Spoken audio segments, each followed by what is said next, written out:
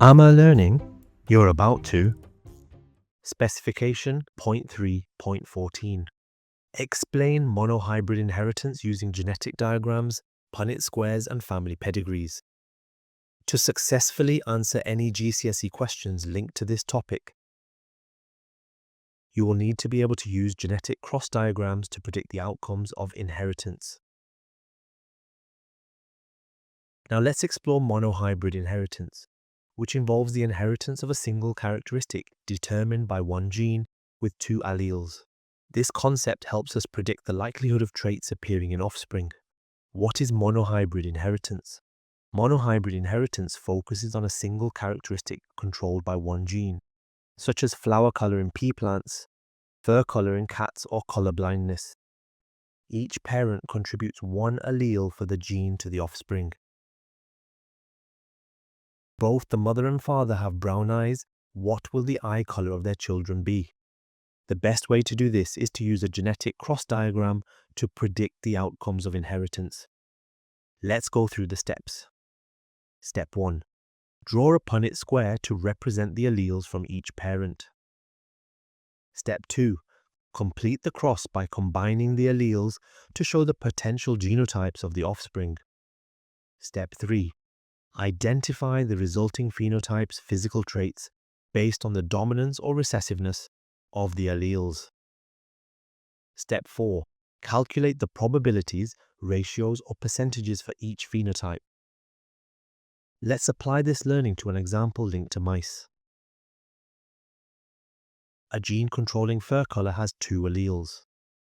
Capital B represents the dominant allele for black fur, and lowercase b represents the recessive allele for white fur.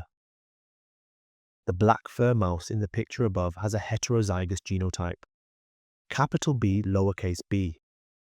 This means its genotype, or the alleles it has inherited from its mother and father, is made up of one dominant allele and one recessive allele. Both alleles for the gene are different. The white fur mouse has a homozygous genotype. Lowercase b, lowercase b. This means its genotype, or the alleles it has inherited from its mother and father, is made up of the same gene. Both alleles for the gene are the same. Let's use a genetic cross diagrams to predict the outcomes of inheritance. What color fur will the offspring of the mice have? Let's go through the steps. Step 1. Draw a Punnett square to represent the alleles from each parent. Step 2. Complete the cross by combining the alleles to show the potential genotypes of the offspring. Step 3. Identify the resulting phenotype's physical traits based on the dominance or recessiveness of the alleles. Step 4. Calculate the probabilities, ratios, or percentages for each phenotype. After crossing a heterozygous black-furred mouse with a white-furred mouse, the Punnett square shows a 50% chance of capital B, lowercase b, so black fur, and a 50% chance of lowercase b, so white fur. The resulting phenotypic ratio is one black-furred offspring to one white-furred offspring. Let's apply what we have learnt to a past paper question. The question states that a couple that are heterozygous, carriers of the sickle cell disease, which is a recessive genetic disorder, would like to have children. This question is asking us to complete the Punnett square to show the possible genotypes of their children, and also state the percentage probability that their children could have sickle cell disease. We know from our learning that to complete a Punnett square, there are 4 steps. Step 1. Draw a Punnett square to represent the alleles from each parent. This has already been completed as part of the question. Step 2.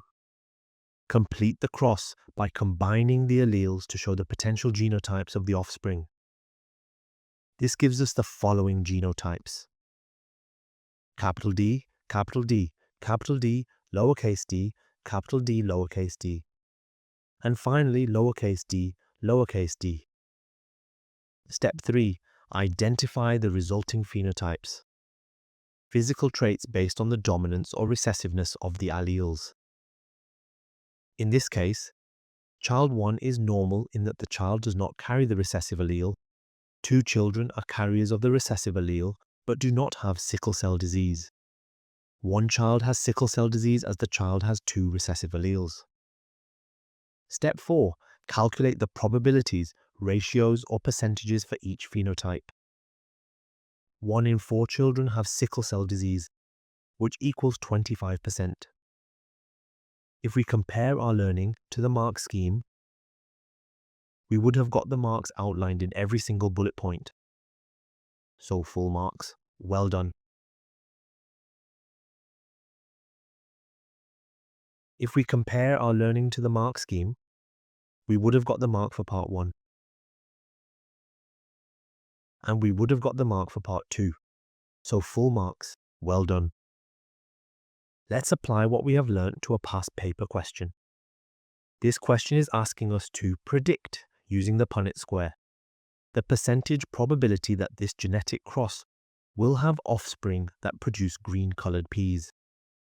We know from our learning that Step 1. Draw a Punnett square to represent the alleles from each parent. The question states that both parent plants are heterozygous. This means it has one dominant allele, capital A, and they have one recessive allele, which is represented by lowercase a. Step 2. Complete the cross by combining the alleles to show the potential genotypes of the offspring.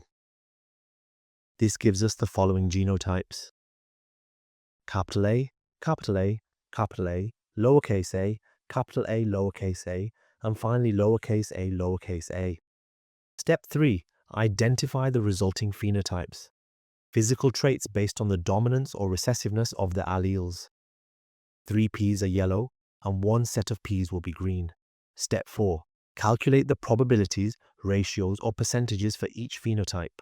1 in 4 peas will be green, which equals 25%.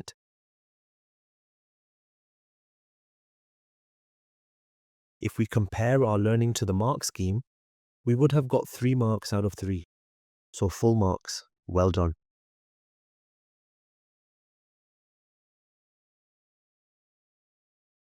Our animations were designed by experienced UK-trained teachers.